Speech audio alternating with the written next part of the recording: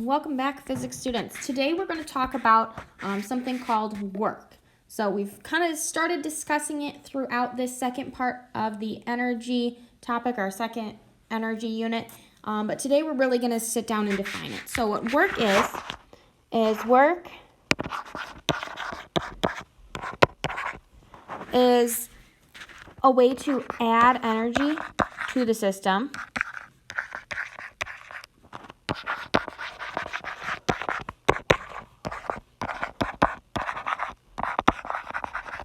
To calculate work, we say work is force times the distance that it is applied over. And we know that a force is just kind of a push or pull on an object. And we know what distance is. All right, so that's really what work is. Work is adding energy to a system. It's a push or a pull. Some really common examples of work include somebody pushing an object, lifting an object, friction, when an object is sliding across a surface and friction is slowing it down. That's a really, really common form of work. And so there's a lot of different forces that lead to work. Any force can lead to work, okay?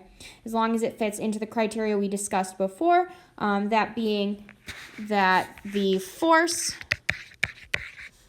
is in the same direction as the motion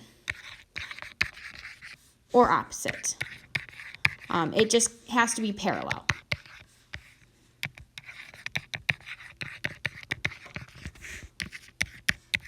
So the big idea is that the force is parallel to the motion. All right, so now that we've kind of talked about work, given a definite definition, I'm going to go through one more work calculation before I let you guys go off on your own and work through some of those.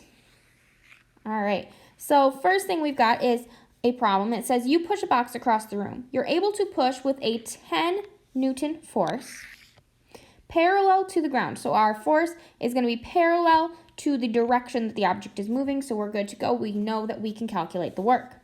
And it says the room is 5 meters across, and we want to know how much work you do to the box.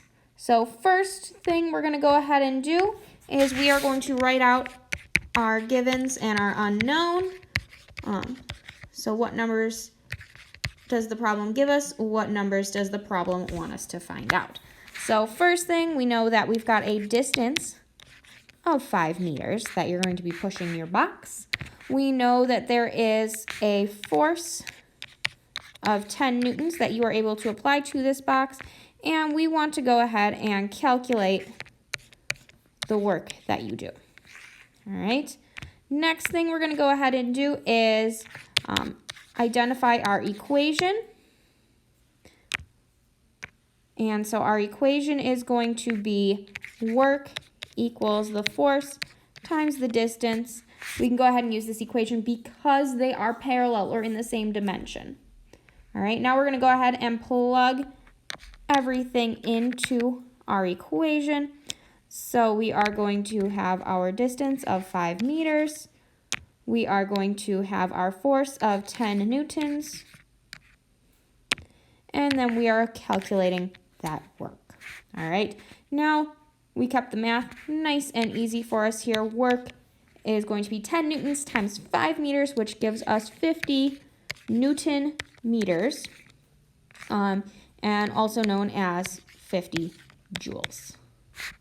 All right, so that is it. It's a nice straightforward equation.